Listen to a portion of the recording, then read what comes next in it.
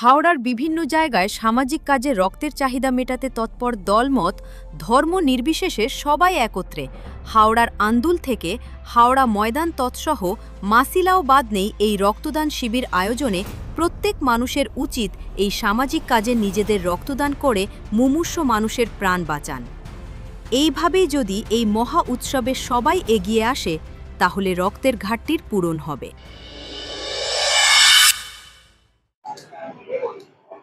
যে সমস্ত জায়গায় হিন্দুরা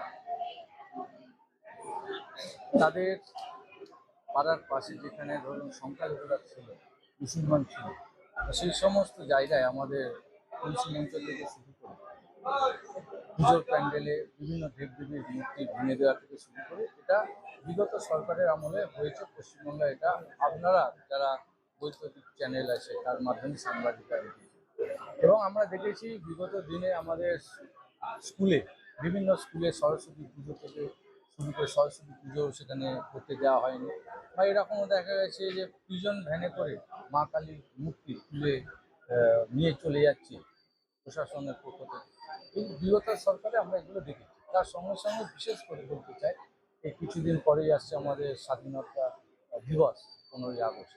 তো এই বিধানসভা যেখানে আমি দাঁড়িয়ে আছি তার কিছুটা দূরেই ভারত মাতার মূর্তি পুজো হবে বলে যেটা তৈরি হচ্ছিল, সেটা 14 আগস্ট সেটা তুলে নিয়ে পুলিশে পালিয়ে গেছে রাতের অন্ধকারে সেই জায়গাতে। এই যে ভারত মাতার পুজো করতে না দেওয়া থেকে শুরু করে আমাদের ধর্মীয় আচার অনুষ্ঠান পালনে যেগুলো বাধা সৃষ্টি হয়েছিল, এটা আর ভবিষ্যতে পশ্চিমবাংলায় ফিরে আসবে না। বিজেপি সরকার আছে, মানুষ যার জন্য এনেছেন, এই জিনিস আর দেখতে হবে না। এটাই আমি বলা, প্রতিহিংসার রাজনীতি বিজেপি করে না। ভারতবর্ষের দিকে তাকিয়ে দেখুন, কোনো জায়গায় বিজেপি সরকারি ক্ষমতায় আসার জন্য কোনো জায়গায় কারুকে কোনো গণতন্ত্রের যারা ভোট দিতে আসে কোথাও বিঘ্ন ঘটায় না। তো কোথাও মারপিট নেই, কোথাও একটা রক্ত পড়ে না, রক্ত ঝরে না, গুলি চলে না, বোম চলে না, যেটা পশ্চিমবাংলায় আমরা বিগত দিনে দেখেছি। এখানে ক্ষমতায় আসতে গেলে রক্তক্ষয়ী আন্দোলনের মাধ্যমে বা ভোট দিতে গেলেও তাদেরকে মেরে দেওয়া হয়েছে, বা ভোট দিতে দেয়নি, ফ্ল্যাট থেকে নামতেই দেয়নি, তালা চেয়ে মেরে দিচ্ছে। এই দৃশ্য আমরা দেখে দেখে বড় হয়েছে। সেই দৃশ্য পশ্চিমবাংলায় ফিরে আসবে না, বিজেপি সরকার এই গ্যারান্টি দিতে পারে। কারণ ক্ষমতা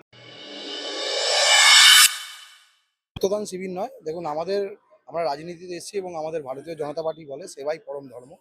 তো আমাদের রাজনীতিতে আসা মানুষের সেবা করার জন্য শুধু রক্তদান শিবির নয়, আমরা স্বাস্থ্য শিবির এবং চক্ষু পরীক্ষা শিবিরের মাধ্যম দিয়ে আজকে এই সেবামূলক কার্যক্রম আমরা করছি এবং আগামী দিনে আমাদের লক্ষ্য থাকবে মানুষের পাশে দাঁড়িয়ে মানুষের যাতে সেবা আমরা করতে পারি, এটাই আমাদের প্রথম লক্ষ্য। এই সেবা দেখুন, আমরা আমাদের ইন্সপিরেশন বলুন, সাহস বলুন, আমরা নরেন্দ্র মোদীজিকে দেখে, আমরা শুভেন্দু অধিকারী আমাদের যিনি মাননীয় মুখ্যমন্ত্রী বাংলার, তাকে দেখে আমরা ইন্সপায়ার্ড হই এবং আমাদের জেলা সভাপতি গৌরাঙ্গ ভট্টাচার্যকে দেখে আমরা শিখেছি যে মানুষের সর্বদা পাশে থাকতে হবে, সেবা করতে হবে।